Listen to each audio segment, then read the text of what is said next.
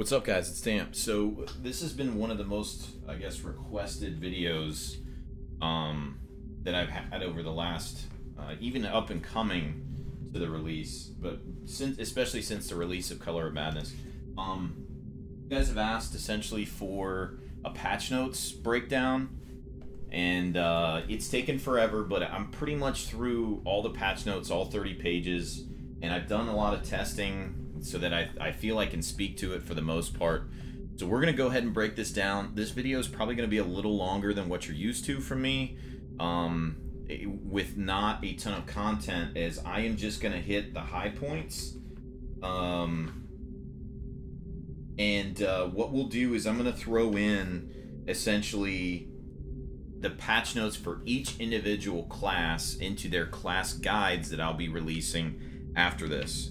So I'm going to have to hop around quite a bit in these patch notes, so you probably won't be able to follow it verbatim if you're looking at the patch notes, or you kind of are looking for, you know, an overview on them. So what I'm going to do is I'm going to go ahead and go through the highlights that are not class specific and kind of talk through them and hopefully be able to shed a little bit of light on some of the nomenclature that's used, because it can be a little overwhelming when you look at 30 pages of changes to a game. So we're going to start with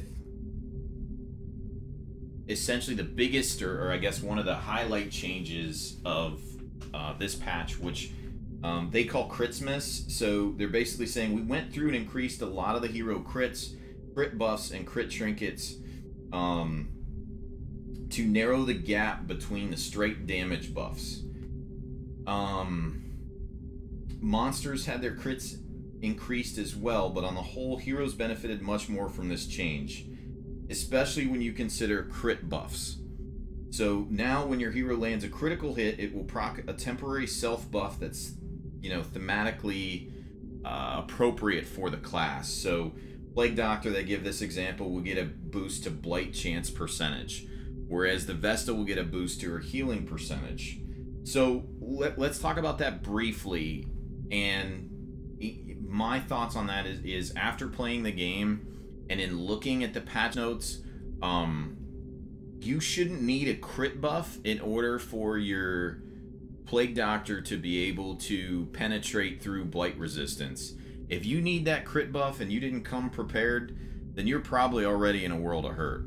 So most of these I don't feel are that beneficial to the actual heroes. I will say there are a couple exceptions. The Vestal obviously is one where that's pretty solid. You get the additional healing percentage. It's pretty good. Like the Arbalist has one where she gets plus 33% damage versus marked for 2 rounds. You know, you look at that and you go, man, that's really good, 33% damage. But if they're marked, if you don't have her in a mark party, or maybe something's just not marked at the time, by the time you mark it and then you come back to her, is it really worth it? To me, I really don't think so for a lot of these. So whereas it's cool and flashy to have crits go off, and you know, you do get that stress reduction, which I think is a buff for the most part. The monsters critting more kind of sucks on champion level, especially when you look at some of the monsters that can hit you, one-shot you, or they can crit you and bleed, and then all of a sudden you get bad RNG and that hero gets focused. I don't know. Overall, if you look at it, I don't think it's as beneficial to the heroes as what it originally is stated. So I won't talk too much about that because I steal a lot of thunder from the class guides. But if your hero has a great crit buff or crit effect, it's good. But most of the things that you're getting as a crit buff, you should have been prepared for them before you came into the dungeon. So, anyway, we'll move on. So that's Critsmas, as they call it, in the top level overview.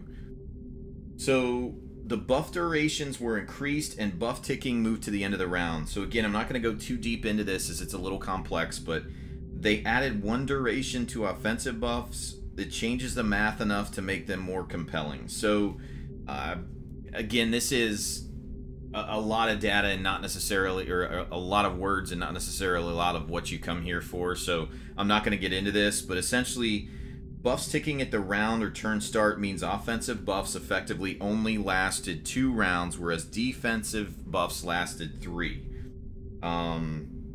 So what happened was many offensive buffs are not worth using compared just doing a little damaging attack, which is what I've always said. It's don't buff me, just let me damage something, and why are we wasting a turn with it?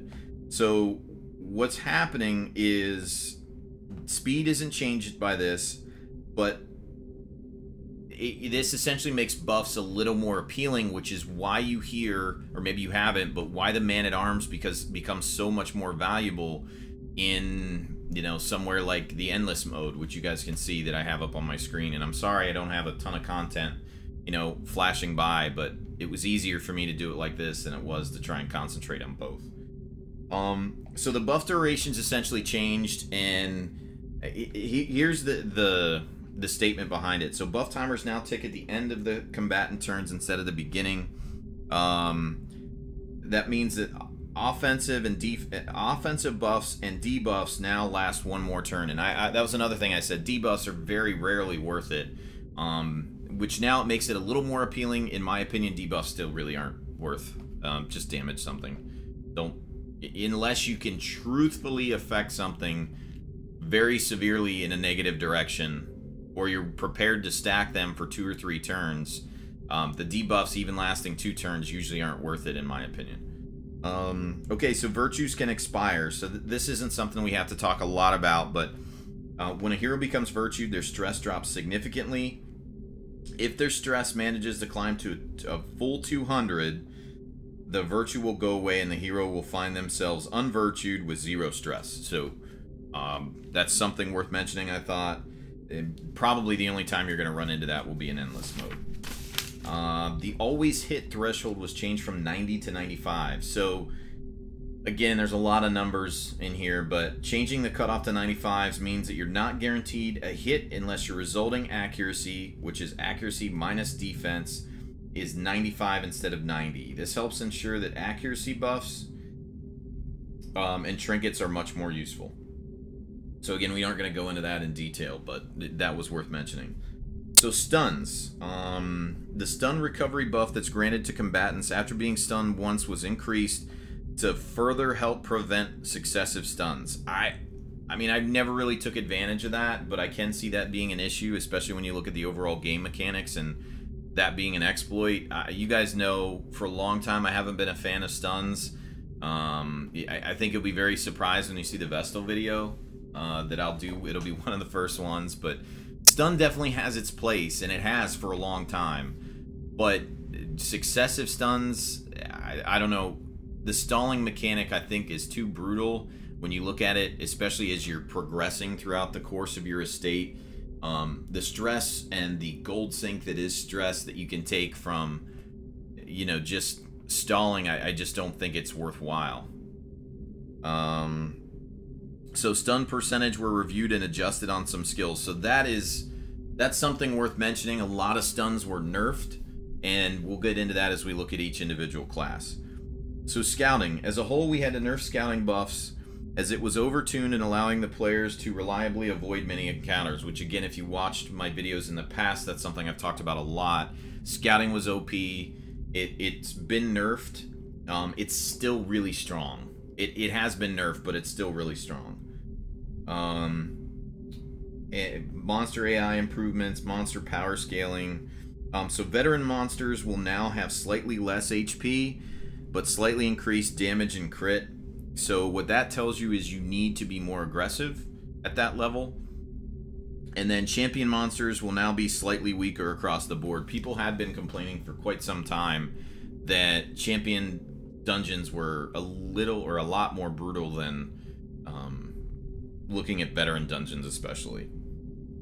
So here is the overall, so then we get into the change log, which we'll talk about for a few minutes, and we'll kind of touch on some highlights here. So crits now heal only 3 stress, not 4. This extends to stress heals on allies. That's a pretty big nerf when you look at especially endless mode, that's a pretty big nerf. Which what happens essentially with that is that classes that heal stress then become much more valuable and move up when you look at it from I guess a meta standpoint.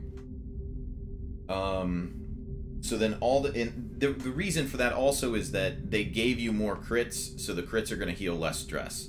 So if you aren't utilizing those crits, it's even more detrimental to you if you don't have a crit party, is what that truthfully translates to, in my opinion, as you're going through dungeons now. All heroes and monsters previously had a +10 accuracy that was hidden. That value is now 5. You'll now need a displayed 95% chance to have a guaranteed hit. Virtues are no longer permanent. We've already talked about that. AoE moves no longer inherently bypass stealth. At least one target needs to be visible in order to use the AoE move. Surprise chance is changed. It's impossible to be surprised by a scouted fight, and you gain 25% monster surprise chance on such fights. So what that means, again, is where scouting was made a little less powerful, it's still very strong. These modifiers are ignored by auto-surprise fights such as Fnatic. Positive quirks can now be removed. Double-click on them in the Sanitarium. That's a really big one. Maybe it's not really big, but a lot of people that have dungeons who have gone on and on and on and are looking for metas, some of them want to get rid of some of the quirks that they're running into. And some of them, even though they're positive, don't play nice with some of the builds that your character has. And I won't go into a lot of that, but anyway. Okay, so that is the general overview. So then we have a ton of notes that appeal to... You guys can probably hear my papers rumbling as I'm going through all these notes and highlighted papers and stuff. So we're going to skip the vast majority of the classes. We're not going to really talk about that too much outside of, you know, if there is something that appeals to one or applies to one specifically. So there's a bunch of changes to trinkets, guys, and truthfully the best way to do trinkets is I need to cover them as we're going into each individual class, but what I will talk about are a few highlights. So the focus ring, which has since been nerfed, it's still really good, but it's since been nerfed, and I don't think I have anybody with focus ring here. I'd show you a picture. No, I don't. So focus ring accuracy changed from 10 to 15. Crit was moved from 1% to 6%. So it's since been nerfed. It's still really strong. And when in doubt, if you don't know what to take, I think focus ring is a go-to if you're looking at somebody, truthfully anybody who's going to be damaging. Wrathful Bandana was buffed. Raider's Talisman food consume buff replaced with negative 10% max HP. Speed was nerfed. Scouting chance was dropped. Still really good. That trinket's still awesome. Sun Ring and Moon Ring were both nerfed. Heavy Boots Prot was increased. Wounding Helmet was increased from 20 to 25%. Stun chance from negative 25 to negative 20%. Wounding Helmet, I think that's truthfully... I mean, that makes it a really, really strong trinket, especially mid to late game. Critical dice went from 3 to 9%, really good. Bullseye Bandana crit from 2 to 6%, again, pretty good. Fuseman's Matchstick crit from 2.5 to 6. I mean, the rest of these are... we'll talk about them when we go over the actual classes themselves. The Surgical Gloves crit from 5% to 10%, which is good. Then let's look at quirks real quick. We'll talk about a few of the monsters, and we won't talk about everything, but we'll talk about a few of the monsters. So quirks: Clutch Hitter crit from 3 to 6%, Deadly crit from 1 to 2%, Precise Striker and Eagle Eye crit from 3 to 5%, and Vigorous Speed went down from 5 to 4. So again, when we look at quirks, they're really trying to tell you something that you may not need crit, but it's sure as hell going to help you if your party has a higher crit percentage. They're making these changes to offset some of the things they've done on the back end that maybe they aren't telling us about, or maybe that they are and we can't figure out. Because I know there's a lot of times they throw data and I'm just like, well, I don't know what that means, but I'll assume that they made changes to make the game, to make crits better. They probably didn't make it to make Darkest Dungeon any easier. I'm not assuming that that's not what the game's about. So if we talk about monsters in general, veteran enemies gain +1 to crit to attacks. Champion enemies gain +2 crit. Champion enemies have had their resistance reduces by 5%. That really doesn't mean much. Dodge reduced by 1.25. That really isn't I truthfully don't think that's a nerf to the champion enemies, even though they said in the beginning there is.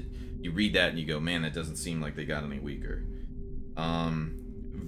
Well, champion enemies have had their HP reduced, and champion enemies have lost damage, but when you're giving them more crit, is that truthfully a nerf? I don't know that it is. It doesn't feel like too much of a nerf, especially when you look at Tree Branch Shakedown. You know, that move that can one-shot you or put you on death's door. That's brutal. That move is absolutely brutal, and I don't think that move has been nerfed. So we kind of look at, I mean, there's a ton of notes here that talk about each person individually and what, you know, each enemy individually and what happened to them. So I'm not going to go over that, guys. I didn't think that was worth looking. You guys can find them in the patch notes if you truthfully want to look at them.